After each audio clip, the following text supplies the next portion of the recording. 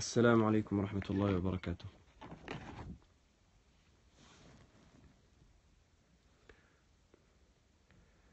الحمد لله رب العالمين، والصلاة والسلام على أشرف الأنبياء والمرسلين نبينا محمد وعلى آله وصحبه أجمعين. أما بعد.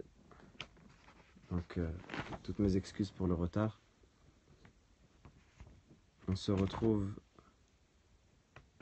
pour une nouvelle séance de l'explication de la poésie de Nasihat Hamad ibn Al-Umin rahimahullah ta'ala dans les bienséances et les comportements islamiques.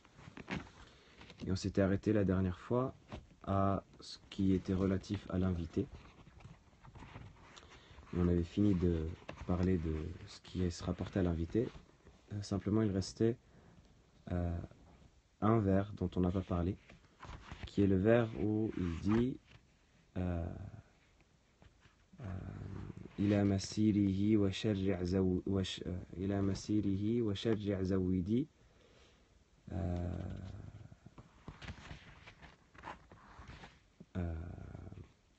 وفي السؤر زهدي بما تيسر وفي السؤر زهدي.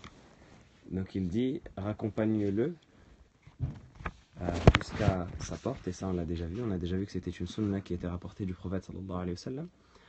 Mais il restait la parole du vers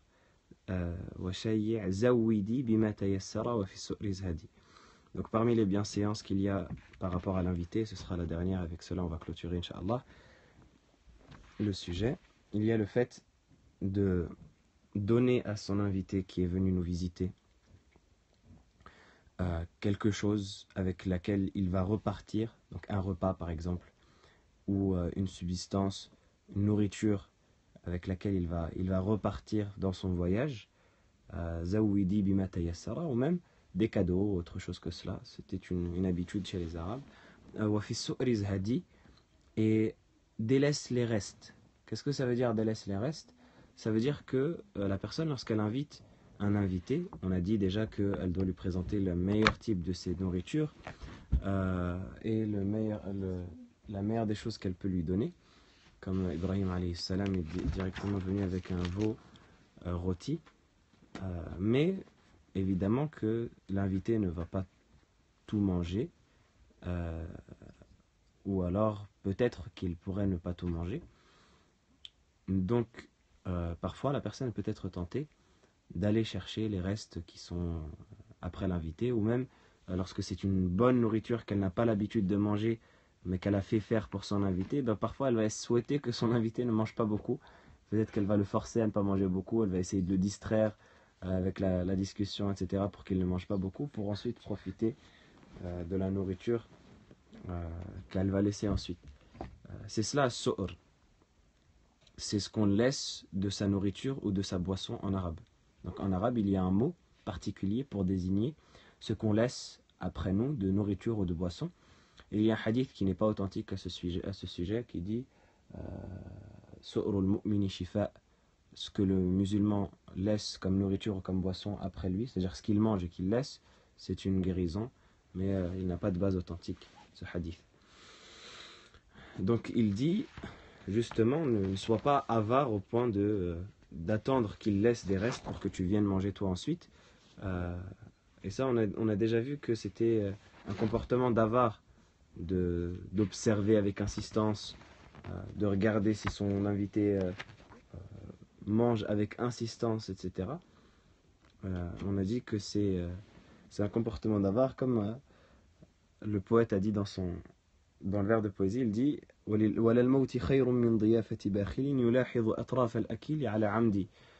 dit la mort c'est mieux que se faire inviter chez un avare qui nous observe manger avec insistance.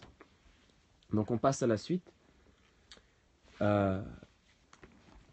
Donc dans la suite, l'auteur il dit وَأَجْمِلْ إِنْ أَرَدْتَ أَنْ تَمُولَ إِجْمَالَ مَنْ تَجَمُّلًا تَجَمَّلَ فَإِنْ أَبَتْ عَنْكَ فَأَنْتَ الْأَعْلَى لِيَهْنِكَ الْإِبَا وَهِيَ النُّزْلَى قول الزمخشري ومذ أفلح لا تعدل به فهو يضاهي المثل.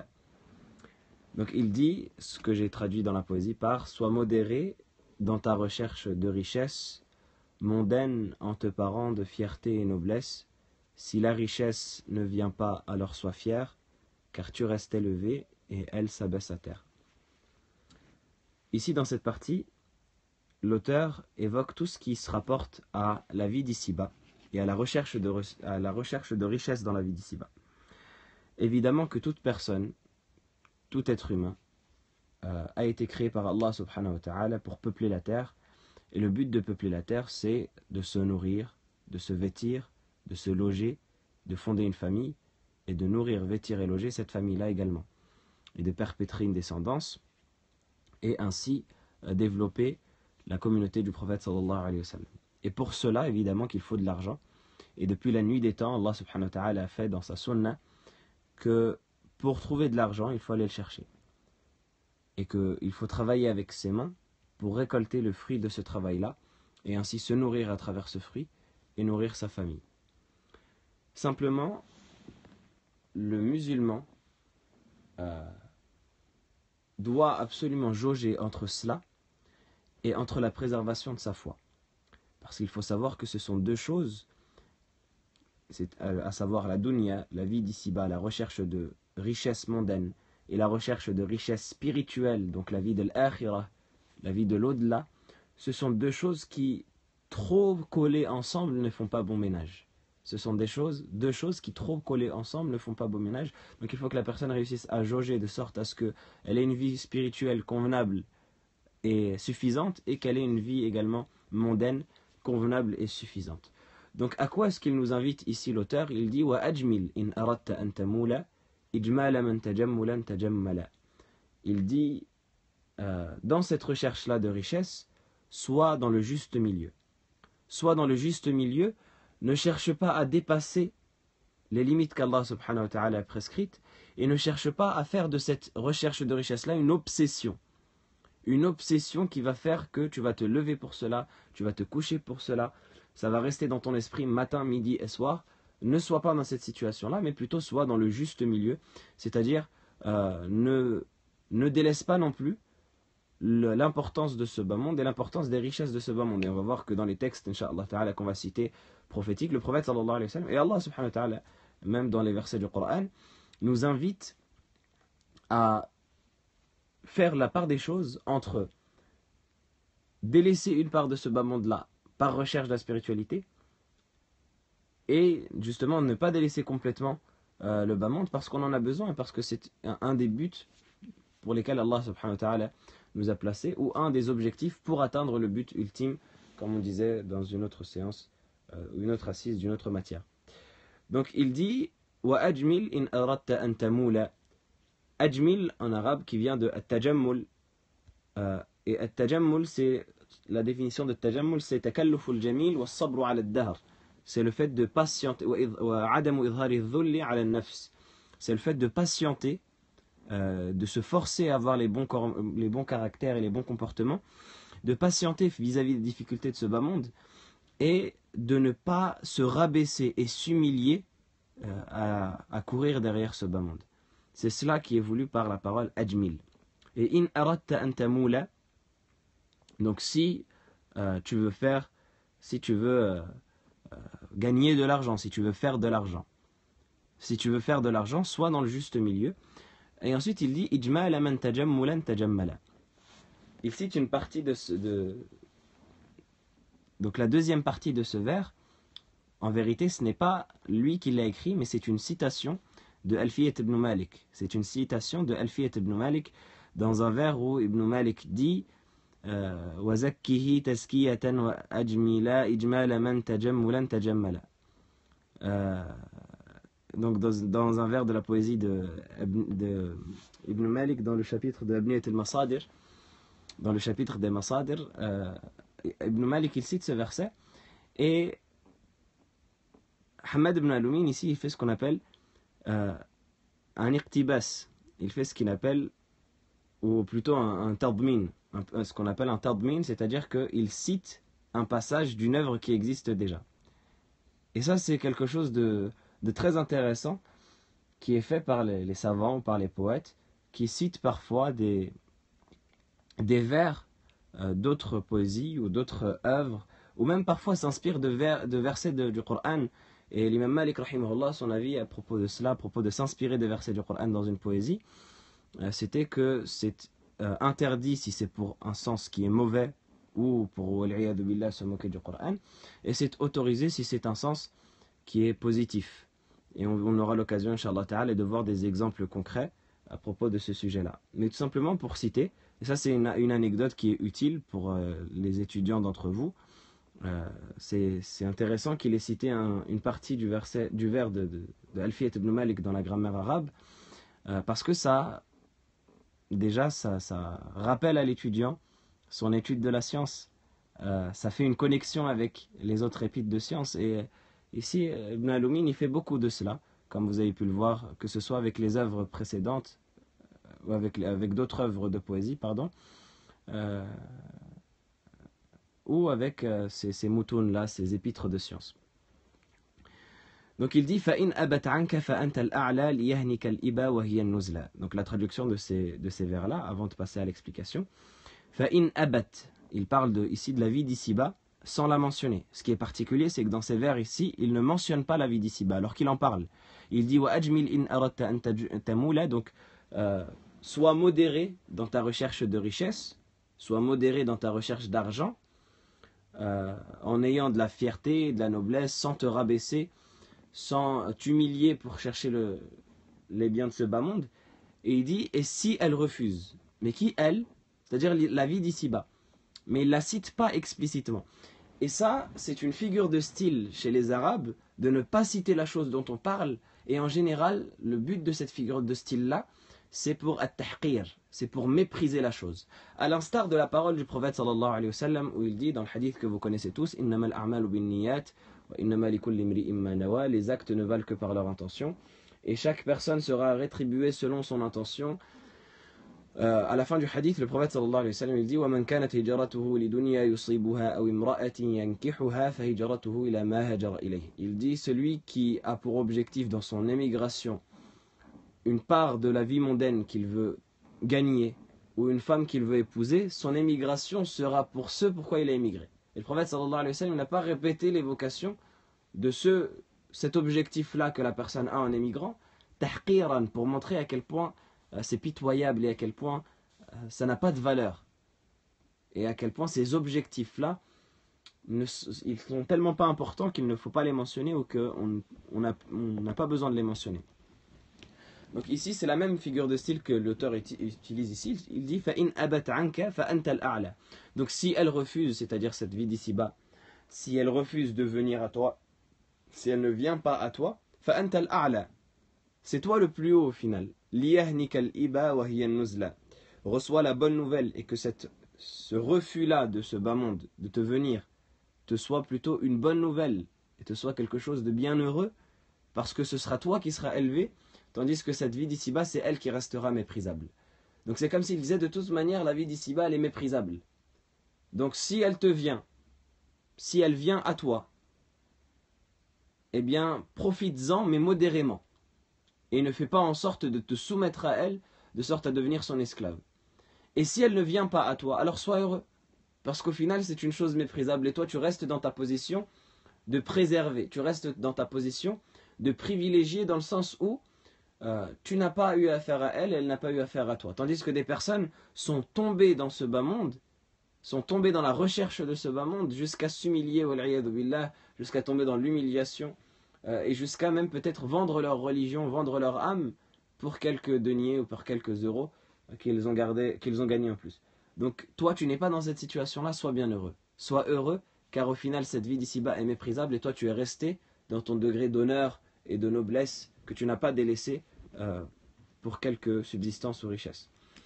Donc c'est cela le sens, dans la traduction, que l'auteur veut dépeindre.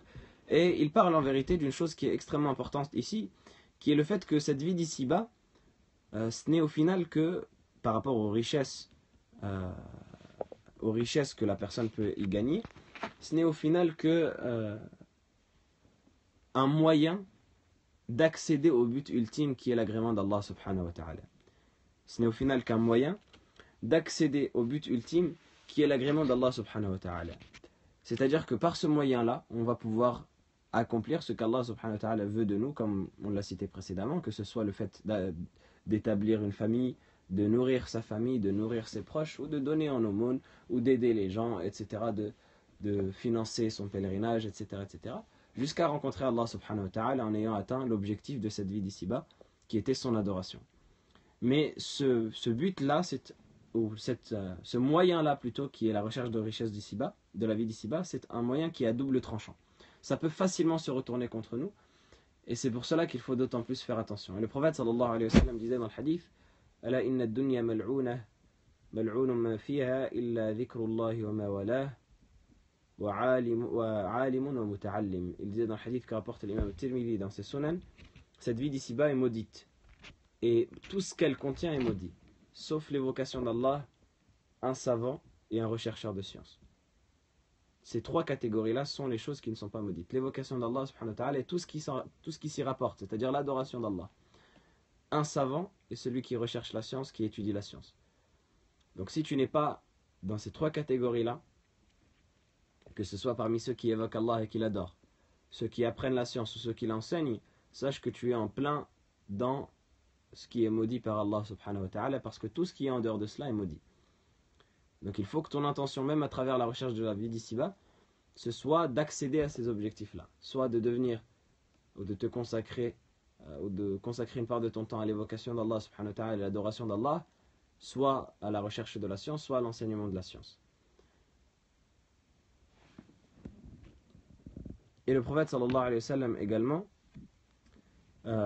il disait dans un hadith, Ala inna dunya hulwatun khadira, wa inna Allah mustakhlifakum fiha, fayanzura kayfa ta'amalun, fattaqu ad-dunya wattaqu an-nisa.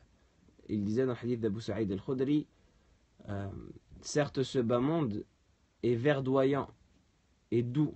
Ce bas monde est verdoyant et doux, c'est-à-dire qu'il attire. Il attire comme des plantes ou des fruits qui seraient verdoyants, mûrs, etc. Et Allah subhanahu wa ta'ala va vous donner la lieutenance dans ce bas monde-là. فَيَنْظُرَ كَيْفَ تَعْمَلُونَ. Il observera comment vous agirez. Allah subhanahu wa ta'ala nous a donné la lieutenance dans ce bas monde et nous a permis de vivre et de voguer dans ce bas monde, et il observe nos agissements, voit comment on agit. فَاتَّقُوا الدُّنْيَا وَاتَّقُوا النِّسَاءَ. Prenez garde à la dunya, à la vie d'ici-bas, et prenez garde à la tentation des femmes. Donc le prophète alayhi salatu wassalam ici, il nous rappelle que effectivement, on a eu le devoir d'établir la lieutenance qu'Allah subhanahu wa ta'ala nous a confiée sur terre. Parce qu'Allah subhanahu wa ta'ala dit dans le verset, Inni ja'ilun fil ardi khalifa. Je vais placer sur terre des khulafa, des califes, des gens qui auront la lieutenance. Donc Allah subhanahu wa ta'ala nous a confié la vie d'ici-bas, dans le sens où, parmi, comme on a dit, les petits objectifs qu'il y a à réaliser, c'est d'établir la vie ici.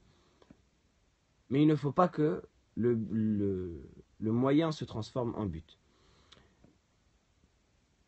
Et il faut savoir que, comme le prophète sallallahu alayhi wa sallam l'a dit, ça c'est une partie également qui est importante à mentionner, toute âme qui existe sur terre, toute âme qu'Allah subhanahu wa ta'ala a créée, Allah azza wa jal, au moment où il l'a créée, au moment où son âme lui a été insufflée, il lui a inscrit sa subsistance. Donc toi, ô fils d'Adam, qui réfléchis à propos de ta richesse, qui réfléchis à propos de ta subsistance jusqu'à en faire une obsession pour laquelle tu vis, pour laquelle tu te réveilles et pour laquelle tu t'endors, sache qu'Allah subhanahu wa ta'ala te l'a déjà inscrit. Et tu n'auras pas une part de ta subsistance qui ne t'a pas été prescrite. Comme tu ne manqueras pas une part de ta subsistance qui t'a été prescrite. Le prophète alayhi salatu wassalam, il dit dans le hadith que rapporte Jabir ibn Abdillah, il dit Ayyuhan nas, ittaqullaha wa ajmilu fi at-talab, fa inna nafsan lan tamuta hatta tastawfi rizqaha, wa in abta'a anha, fattaqullaha wa ajmilu fi at-talab, khudhu ma hal wa da'u ma harum. Le prophète sallallahu alayhi wa sallam, il dit ô vous les gens, craignez Allah, wa ajmilu fi at-talab. Mais écoutez bien, c'est le même mot qu'il a utilisé l'auteur, il a dit wa ajmil in aradta an tamula. Donc il a utilisé en s'inspirant de ce hadith là. وأجملوا في الطلب, et soyez modérés dans votre recherche de la richesse. فإن نفسا لن تموت حتى تستوفي رزقها. Car personne, nulle âme, ne mourra jusqu'à qu'elle terminera la subsistance qui lui a été déjà prescrite au moment où elle a eu la vie. وَإِنْ أَبْطَأَ عَنْهَا. Quand bien même cette subsistance-là mettrait du temps à venir, elle va venir au final. Et tu ne mourras pas jusqu'à avoir épuisé la dernière goutte de subsistance qui t'a déjà été prescrite. فَاتَّقُوا اللَّهَ وَأَجْمِلُوا فِي الطَّلَبِ. Le prophète sallallahu alayhi wa sallam il répète, craignez Allah, pardon. Craignez Allah et soyez modérés dans votre recherche de la subsistance. Prenez ce qui est autorisé. خُذُوا مَحَلْ وَدَعُوا مَا حَرُمْ. Prenez ce qui est autorisé et délaissez ce qui est interdit. Et dans un autre hadith, le prophète sallallahu alayhi wa sallam appuie encore plus ce sens dans le hadith d'Abu Humayd al-Sa'idi. Le prophète alayhi salatu wa sallam il dit أَجْمِلُوا فِي طَلَبِ الدُّنْيَا فَإِنَّ كُلًّا مُيَسَّرٌ لِمَا خُلِقَ لَهُ. Soyez modérés dans la recherche de la subsistance, dans la recherche de la vie mondaine, parce que toute personne sera facilitée à ce pourquoi elle a été créée. Et vous savez, on a déjà vu dans les 40 hadiths de l'imam Nawawi, le hadith d'Ibn Mas'ud, où le prophète sallallahu alayhi wa sallam mentionne qu'au moment où l'ange est envoyé par Allah subhanahu wa ta'ala pour insuffler l'âme dans l'embryon, dans l'enfant qui est dans le ventre de sa mère, lui est ordonné d'écrire 4 choses. Parmi elles, bikatbi rizqihi wa ajalihi wa amalihi wa shaqiyyin am sa'id. Donc il lui est ordonné d'écrire sa subsistance, d'écrire la durée de sa vie, d'écrire ses actes et d'écrire est-ce qu'il fera partie des bienheureux ou des malheureux. Tout cela, ça a déjà été écrit par Allah subhanahu wa ta'ala dans le destin de la personne au moment où elle était dans le ventre de sa mère.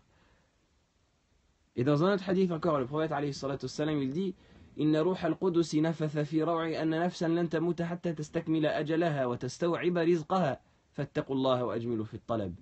Il dit Ruh al-Qudus, qui est l'esprit de la pureté, Jibril alayhi salam, le Saint-Esprit, quoique cette formulation-là peut être détestable dans le sens où c'est une formulation qui évoque le polythéisme chrétien, mais il est appelé également ainsi en islam, Ruh al-Qudus, dont la traduction du Saint-Esprit peut être bonne. Donc qui est Jibril alayhi salam, nafatha fi raw'i anna nafsan lan tamuta hatta tastakmila rizqaha. Il m'a insufflé, en sachant que c'est un des types de révélation. Le prophète sallallahu alayhi wa sallam, il recevait la révélation de plusieurs manières. Donc parfois Jibril alayhi salam se matérialisait devant lui en tant qu'être humain et lui donnait la révélation. Parfois il entendait un son, comme il dit dans le hadith, kasalsalatil jaras, une sorte de son strident qui venait, et c'est la manière la plus difficile pour le prophète sallallahu alayhi wa sallam de recevoir la révélation.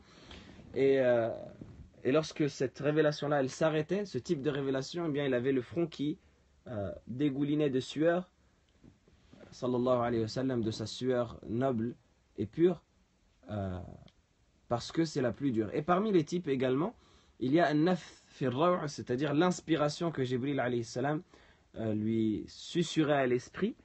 Et ça, c'est un type de cette révélation. Donc il dit nafatha fi raw'i anna nafsan lan tamuta hatta tastakmila ajalaha wa tastaw'iba rizqaha. Qu'une âme ou que nulle âme ne mourra jusqu'à tastakmila rizqaha, jusqu'à consommer sa subsistance dans son intégralité, wa tastakmila ajalaha, jusqu'à vivre sa vie complètement, wa tastaw'iba rizqaha, et consommer sa subsistance jusqu'à la dernière goutte, c'est-à-dire dans son intégralité. Fattaqullaha wa ajmilu fi at-talab. Craignez Allah et soyez modérés dans votre recherche de richesse. Et dans un autre hadith encore, le prophète sallallahu alayhi wa sallam, il dit, c'est un hadith qui est rapporté par Tabarani avec une chaîne de transmission qui est bonne. Le prophète alayhi wa sallam, il dit Inna ar-rizqa la yatlubu al-abda akthara mimma yatlubuhu ajaluh. Et ça, c'est un hadith qui est intéressant, où le prophète sallallahu alayhi wa sallam, il dit, comme tous les hadiths bien évidemment, mais dans notre sujet, il est particulièrement intéressant. Le prophète sallallahu alayhi wa sallam dit la subsistance, elle recherche celui à qui elle appartient, comme plus encore que la mort le recherche. C'est-à-dire que, imaginons, on sait tous que la mort, elle va arriver, elle va nous frapper, qu'on le veuille ou non, et que le moment où la mort nous aura été prescrite par Allah subhanahu wa ta'ala, elle va nous atteindre quoi qu'il arrive. Mais imaginez, le prophète sallallahu alayhi wa sallam dit dans ce hadith, la subsistance, elle nous recherche encore plus que la mort. C'est-à-dire qu'elle va arriver encore plus rapidement, encore plus promptement que la mort. C'est-à-dire que plus encore que la mort te cherche et va t'atteindre au moment où ce sera prescrit, et bien ta subsistance elle te cherche encore plus et elle va t'atteindre au moment où elle te sera prescrite. Et Omar ibn al-Khattab radiyallahu ta'ala anhu, il disait une parole qui est très sage, dans laquelle il disait Laysa min abdin illa wa baynahu wa bayna rizqihi hijab. Il disait il n'y a pas une personne sans qu'il n'y ait entre elle, entre cette personne-là et entre sa subsistance un voile. فإن اقتصد أتاه رزقه وإن اقتحم وهتك الحجاب ولم يزد وإن اقتحم هتك الحجاب ولم يزد في رزقه ou هتك الحجاب selon les deux manières qu'on peut avec lesquelles on peut le lire. Il dit si il est modéré dans sa recherche de richesse, eh bien sa subsistance elle lui viendra. Et si il transgresse pour avoir sa richesse et sa subsistance mondaine, eh bien ça va l'amener à déchirer ce voile-là qu'il y a entre lui et entre sa subsistance, mais au final, il n'aura rien de plus que ce qui lui a déjà été prescrit.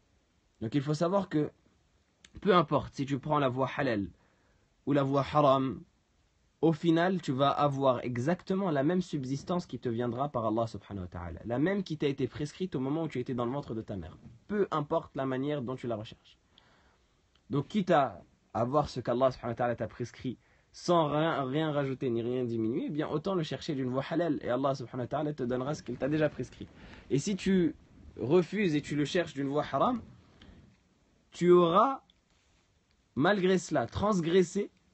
Donc tu auras le péché d'avoir transgressé et ça ne t'aura servi strictement à rien. Donc ce sera de la transgression gratuite et totalement futile parce qu'au final ta subsistance elle ne va pas changer. Ce qu'il y aura derrière le voile, comme Omar il dit, radiyallahu ta'ala anhu, ça ne va pas changer.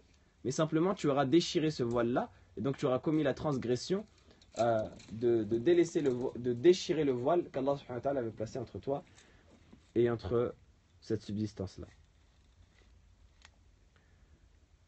Donc, tout cela, c'est les hadiths où le prophète sallallahu alayhi wa sallam, il nous invite à faire preuve de modération dans la recherche des richesses d'ici-bas. Mais il faut savoir que, malgré tout, ce n'est pas à blâmer, au contraire, de rechercher une part de la richesse qu'on peut retrouver ici-bas, si c'est fait justement modérément et dans le respect de la législation d'Allah subhanahu wa ta'ala. Allah azza wa jalla lui-même, il nous dit dans le verset « Laysa alaykum junahun an tabtagu fadlan min rabbikum » Nul grief sur vous si vous recherchez un bienfait de votre Seigneur en parlant de la subsistance d'ici-bas. Et Allah subhanahu wa ta'ala nous dit également dans le verset de Surat al-Jumu'ah, donc après la prière du vendredi, il dit فَإِذَا قُضِيَتِ الصَّلَاةُ فَانْتَشِرُوا فِي الْأَرْضِ وَابْتَغُوا مِنْ فَضْلِ اللَّهِ. Et lorsque la prière est accomplie, répandez-vous dans la terre et recherchez la subsistance qu'Allah subhanahu wa ta'ala vous a accordée. وَابْتَغُوا مِنْ فَضْلِ اللَّهِ. Recherchez la grâce d'Allah subhanahu wa ta'ala, c'est-à-dire la subsistance d'ici-bas. Et Allah subhanahu wa ta'ala il dit également dans le verset de Surat al-Muzammil où il rapporte les catégories de compagnons qui prient la nuit, etc. Il dit علم أن سيكون منكم مرضى وآخرون يضربون في الأرض يبتغون من فضل الله. Et il dit Allah subhanahu wa ta'ala sait qu'il y aurait parmi vous des malades qui ne pourraient pas prier la nuit, ou alors des personnes يضربون في الأرض qui parcourraient la terre à la recherche de la grâce d'Allah subhanahu wa ta'ala, c'est-à-dire la subsistance. Et notez bien que la subsistance elle est appelée grâce d'Allah. Donc au final ce n'est pas toute subsistance qui est maudite, mais c'est simplement la subsistance qui va être prise comme objectif à part entière, qui est maudite, sinon le reste c'est appelé la grâce d'Allah subhanahu wa ta'ala. Donc Allah subhanahu wa ta'ala c'est un mot qui est très doux et c'est un mot qui est au summum de la bénédiction qu'il emploie pour désigner justement cette subsistance-là, la grâce d'Allah. Donc ce n'est pas mauvais en soi de rechercher une part de la subsistance de ce bas monde, au contraire, comme on a dit, c'est demander pour nourrir sa famille, et c'est bien. Et le prophète sallallahu alayhi wa sallam lui-même, il est rapporté de lui un hadith que cite Ibn Asakir dans la chaîne de transmission peut être révocable, mais dont le sens est correct, où le prophète alayhi salatu wa sallam, il dit ليس بخيركم من ترك دنياه لآخرته ليس بخيركم من ترك دنياه لآخرته ولا آخرته لدنياه حتى يصيب منهما جميعا فإن الدنيا بلاغ إلى الآخرة ولا تكونوا كلا على الناس. Le prophète sallallahu alayhi wa sallam il dit ne fait pas partie des meilleurs d'entre vous celui qui délaisse sa vie d'ici-bas pour l'au-delà. Et ne fait pas partie également des meilleurs d'entre vous celui qui délaisse l'au-delà pour sa vie d'ici-bas. Mais le meilleur d'entre vous, ce sera celui qui rassemble les deux et qui prend d'une part d'ici et d'une part de l'autre. Parce que la vie d'ici-bas, on est toujours dans le hadith, parce que la vie d'ici-bas, c'est un moyen d'accéder à l'au-delà. فَإِنَّ الدُّنْيَا بَلَاغٌ إِلَى الْآخِرَةِ. Et ne soyez pas des charges pour les gens. Fin de citation du hadith. Ne soyez pas des charges pour les gens. Pourquoi est-ce que le prophète sallallahu alayhi wa sallam dit ça? Tout simplement parce qu'une personne, si elle se consacre à l'adoration et qu'elle délaisse la recherche de subsistance, eh bien elle va avoir besoin d'argent obligatoirement, parce que l'être humain a des besoins qu'il ne peut assouvir que par l'argent. Parfois, comme la nourriture, comme la boisson, comme les vêtements, comme le mariage, etc., etc. Et si la personne, elle se consacre à l'adoration et qu'elle n'a pas de subsistance, eh bien elle va devoir demander à ses proches, elle va devoir demander à ses amis, elle va devoir faire des emprunts, elle va devoir demander de l'argent même parfois, demander qu'on lui donne de l'argent. Et donc elle va être une charge pour les gens qui devront payer pour eux et pour elle. Le prophète sallallahu alayhi wa sallam, il n'aime pas cela, il a blâmé ceux qui font cela. وَلَا تَكُونُوا كَلًّا عَلَى النَّاسِ. Ne soyez pas lourds, ne soyez pas une charge pour les gens. Et ça c'est mentionné même dans un hadith, dans un verset où je parle de la première partie du hadith, où les gens qui étaient dans le peuple de Qarun, vous connaissez Qarun, Corée, cette personne tyrannique dont Allah subhanahu wa ta'ala nous rapporte l'histoire dans Surat al-Qasas, dans la fin de Surat al-Qasas. Il nous dit que les gens qui étaient dans le peuple de Qarun, à un moment ils s'adressent à lui, ils disent وَابْتَغِ فِي مَا أَتَاكَ اللَّهُ الدَّارَ الْآخِرَةَ وَلَا تَنْسَ نَصِيبَكَ مِنَ الدُّنْيَا. Non, Corée. C'est son nom, Corée. Son nom, il me semble, dans les textes bibliques. Donc Allah subhanahu wa ta'ala, il dit que ces gens-là lui ont dit, recherche à travers ce qu'Allah subhanahu wa ta'ala t'a donné comme énorme richesse, l'au-delà, mais n'oublie pas ta part dans ce bas monde. Mais n'oublie pas ta part dans ce bas monde. C'est-à-dire, garde une part. Et Allah subhanahu wa ta'ala également, il dit, وَلَا تَجْعَلْ يَدَكَ مَغْلُولَةً إِلَى عُنُقِكَ. Ne fais pas en sorte que ta main soit attachée à ton cou, de sorte à ce que tu ne donnes rien du tout. وَلَا تَبْسُطْهَا كُلَّ الْبَسْطِ. Et ne la tends pas également de manière totale, de sorte à ne rien laisser. C'est-à-dire, garde une part de ce bas monde qui va te servir. Et le prophète alayhi salatu wassalam également, il dit dans un autre hadith que rapporte Ibn Majah, أعظم الناس همًا المؤمن الذي يهم بأمر دنياه وأمر آخرته. Il dit, le musulman qui a le plus de préoccupations, c'est celui, ou le croyant qui a le plus de préoccupations, c'est celui qui se préoccupe de sa vie d'ici-bas et de sa vie de l'au-delà. C'est quelque chose de positif. Et il dit également dans un autre hadith que rapporte Al-Khatib, selon Anas ibn Malik, qui est un hadith qui est considéré faible, voire par certains inventé. Et donc le hadith inventé, il est interdit de l'attribuer au prophète alayhi salatu wassalam, mais étant donné que certains l'ont considéré faible seulement, on peut l'évoquer isti'nasan, pour appuyer notre propos, même si on ne se base pas du tout dessus. Et on mentionne également que certains l'ont cité comme étant inventé, pour mettre en garde ceux qui voudraient le réutiliser. Il aurait dit, alayhi salatu wassalam, خيركم من لم يترك آخرته لدنياه ولا دنياه لآخرته ولم يكن كلا على الناس. Donc, pratiquement dans le même sens du premier hadith qu'on a évoqué chez Ibn Asakir, il dit, le meilleur d'entre vous, c'est celui qui ne délaisse pas sa vie de l'au-delà pour sa vie d'ici-bas, ni sa vie d'ici-bas pour l'au-delà, et qui n'est pas une charge pour les gens. Donc tout cela, c'est recommandé que la personne elle cherche sa subsistance et qu'elle fasse les causes pour avoir sa propre richesse et pour se nourrir du travail de ses mains. C'est recommandé, c'est même quelque chose de très noble aux yeux d'Allah subhanahu wa ta'ala et aux yeux de son prophète alayhi salatu wassalam. Et ça a été mentionné dans énormément de hadiths aussi, le fait de travailler de ses mains et de nourrir sa famille avec son travail personnel, de sa propre richesse. C'est quelque chose d'extrêmement noble, et de ne pas rester à mendier pour les gens et aux gens et à leur demander de l'argent. Le prophète sallallahu alayhi wa sallam, dans le hadith qu'a rapporté Bukhari et Muslim, dans leurs sahih respectifs, il dit la an ya'khudha ahadukum hablahu fayati bihizmati al-hatab ala dhahrihi fayabi'aha fayakuffa Allahu biha wajhahu khayrun lahu min an yas'ala an-nasa a'tawhu aw mana'uhu.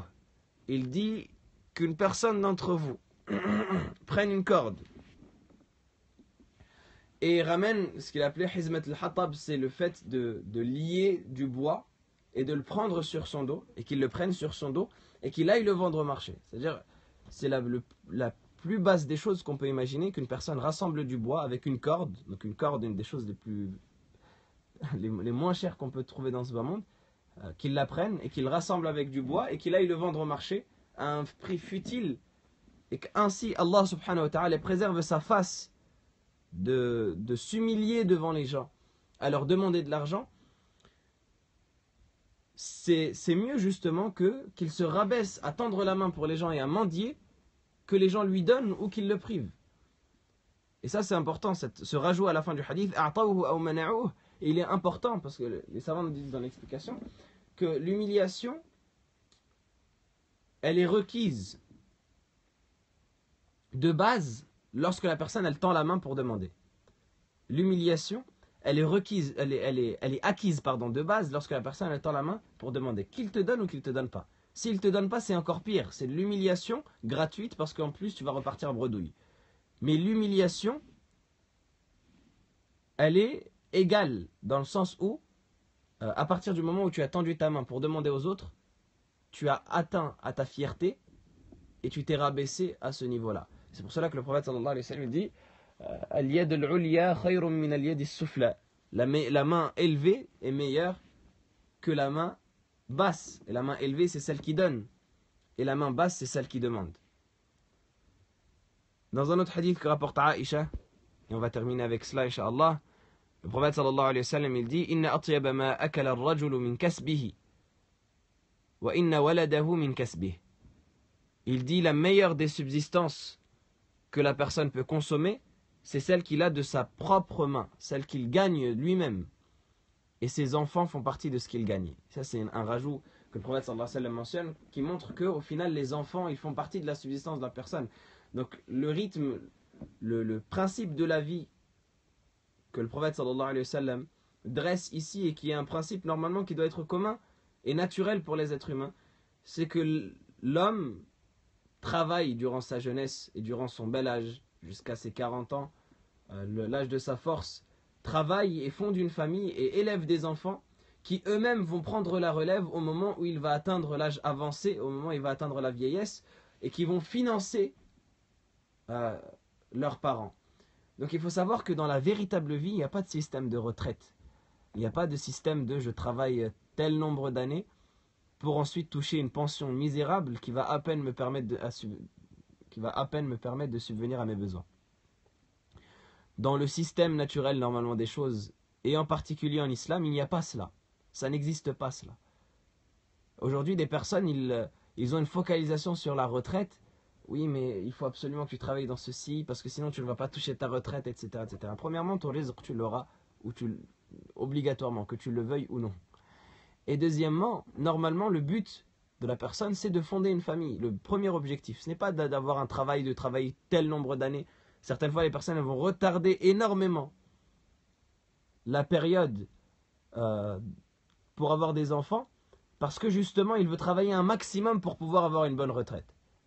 Mais il inverse totalement le cycle des choses. Normalement, le meilleur, c'est d'avoir des enfants tôt, pour pouvoir les éduquer, pour qu'ils prennent la relève tôt. C'est cette retraite véritable à laquelle tu dois penser. La véritable retraite, c'est d'éduquer des enfants qui vont ensuite assumer tes charges lorsqu'ils vont grandir. C'est ça la véritable retraite.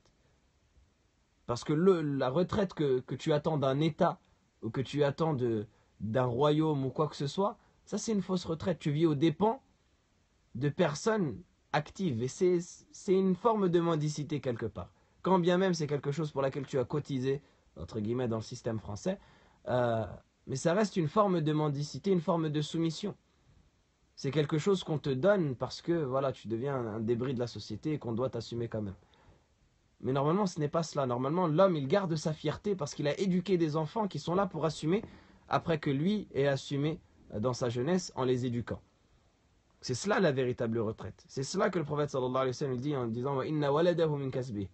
Ses enfants, ils font partie de sa subsistance. Parce que normalement, arrivé à l'âge avancé, la personne, elle ne touche plus à rien, sauf ses occupations, bien sûr, qui l'entretiennent. Et que le prophète sallallahu alayhi wa sallam lui-même faisait jusqu'à un âge avancé, c'est-à-dire s'occuper de ses vêtements, s'occuper du rangement, etc. etc. aider ses épouses, etc. Mais normalement, sortir pour aller chercher la subsistance et se fatiguer, se casser le dos, arrivé à un âge avancé, on ne peut plus assumer cela. C'est aux enfants de prendre la relève. Donc ça, c'est simplement une parenthèse. Et dans un autre hadith que rapporte Al-Miqdam ibn Ma'di Karib, que le messager sallallahu alayhi wa sallam a dit ما كسب الرجل كسبا أطيب من عمل يده وما أنفق الرجل على نفسه وأهله وولده وخادمه فهو صدقة. Ce hadith-là, il est extrêmement important. Le prophète sallallahu alayhi wa sallam, il dit l'homme n'a jamais touché une subsistance meilleure que ce qu'il touche de ses propres mains, que ce qu'il gagne du travail de ses propres mains. Et l'homme ne dépense pas une dépense pour sa famille, pour ses enfants ou pour ses servants, même ses servants, ses esclaves. Et ça revient à ce qu'on disait dans le cours numéro 7 ou le cours numéro 8, si je ne me trompe pas de cette série, du respect des esclaves, etc. Et du fait que l'esclavagisme en islam n'a de rapport avec l'esclavagisme occidental que le nom. Mais sinon, écoutez, il met au même niveau les esclaves et les servants, il les met au même niveau que les enfants et que la famille. Il dit l'homme ne dépense pas une dépense pour sa famille, pour ses enfants, pour ses servants, ses esclaves, sans que ce soit compté pour lui comme une sadaqa, comme une aumône. Et le prophète sallallahu alayhi wa sallam également, il dit dans le hadith que rapporte Ibn Umar, التاجر الأمين الصدوق المسلم مع الشهداء يوم القيامة. Le commerçant qui est véridique, qui est musulman, qui est digne de confiance, donc qui a les caractéristiques du musulman, d'être digne de confiance et véridique, il sera avec les martyrs le jour de la résurrection. Il sera avec les martyrs le jour de la résurrection. Et dans un autre hadith, Abu Huraira, il rapporte du prophète sallallahu alayhi wa sallam qu'il a dit As-sa'i ala al-armalati wal-miskin kal-mujahidi fi sabilillah wa kal-ladhi yaqumu al-layla wa yasumu an-nahar. Écoutez ce magnifique hadith. Et il dit celui qui dépense pour la femme veuve et l'orphelin, qui dépense pour la veuve et l'orphelin, il sera comparable au combattant dans le sentier d'Allah subhanahu wa ta'ala et à celui qui prie la nuit et qui jeûne le jour. Tellement son acte est méritoire auprès d'Allah. Le fait de gagner de la subsistance et de dépenser de cette subsistance-là pour la veuve et pour l'orphelin, d'assumer leurs dépenses, eh bien ça te lève au rang des martyrs, au rang des combattants pour Allah subhanahu wa ta'ala et des personnes qui prient la nuit et qui jeûnent le jour. Et dans un autre hadith, le prophète sallallahu alayhi wa sallam, il est rapporté de lui qu'il dit, ça c'est un hadith qui est rapporté par Tabarani et al-Bayhaqi, dont je ne connais pas l'état de la chaîne de transmission, mais dont le sens, au vu de ce qui a été évoqué précédemment, est correct. Le prophète sallallahu alayhi wa sallam dit Inna Allah ta'ala yuhibbu al-abd al-mu'min al-muhtarif. Allah subhanahu wa ta'ala aime le serviteur croyant qui a un travail, qui est artisan, qui fait quelque chose de sa vie, qui travaille. Et le prophète sallallahu alayhi wa sallam également, il dit dans le hadith que cite Ibn Asakir et Tabarani avec une chaîne de transmission authentique, il dit Bakiru fi talabi rizqi wal hawaij fa inna al-ghuduwa barakatun wa najah. Il dit faites votre travail tôt le matin, recherchez la subsistance tôt et faites vos commissions et vos affaires et vos courses tôt le matin, parce que le matin, c'est-à-dire le matin tôt, tout ce temps-là qu'il y a la matinée, c'est une baraka, c'est une bénédiction et une réussite. Et dans notre hadith, le prophète sallallahu alayhi wa sallam dit Allahumma barik li ummati fi bukuriha, ou Allah bénit le temps pour ma communauté dans ces matinées-là. Donc tout cela, ça montre que il est au final demandé à la personne de rechercher la subsistance et d'avoir de quoi se nourrir et de quoi nourrir sa famille, mais de ne pas faire de cette subsistance-là son objectif principal.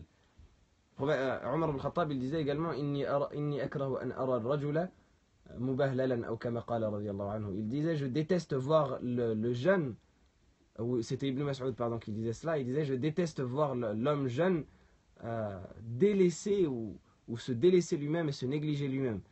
Ni on le voit dans les choses de ce bas monde, ni on le voit dans les choses de l'akhirah. Et ça c'est quelque chose aussi, si on avait le temps, on l'aurait évoqué dans le détail. Mais on l'évoquera Inch'Allah la séance prochaine. Il y a des personnes qui se cachent derrière la religion pour masquer leur médiocrité dans les domaines mondains. Il y a des personnes qui sont médiocres à l'école, ou qui sont médiocres au travail, qui ne trouvent pas de travail parce qu'ils n'ont pas d'envie, parce que ce sont des paresseux, parce que ce sont des faibles, et qui se cachent derrière la religion et qui disent oui mais ça c'est dunya. Non, ça c'est ta faiblesse à toi et ta médiocrité à toi. Ne te cache pas pour cela derrière la religion. On en parlera Inch'Allah Ta'ala en détail. Et Omar al-Khattab il disait, dans le sens de ses paroles, il disait certaines fois je vois un jeune, inni ara shabba fayu'jibuni. Certaines fois je vois un jeune qui me fait plaisir. Je le vois dans sa carrure et dans sa vivacité, je le vois, il me fait plaisir. فأسأل عن حرفته فيقال لا حرفة له فيسقط من عيني. Je questionne à ce moment-là à propos de son travail, ou كما قال رضي الله عنه, c'est le sens de, si ma mémoire ne fait pas défaut, il dit je questionne parfois à propos de son travail, à propos de qu'est-ce qu'il fait dans la vie, et on me dit il ne travaille pas, et à ce moment-là il baisse dans mon estime. Alors qu'à la base sa carrière elle lui plaisait, il baisse dans son estime à partir du moment où on lui dit il ne fait rien de sa vie. Ni il étudie la religion, ni il n'est véritablement et concrètement dans la religion, et ni il trouve de travail pour rechercher la subsistance. هذا والله أعلم وللحديث بقية إن شاء الله تعالى.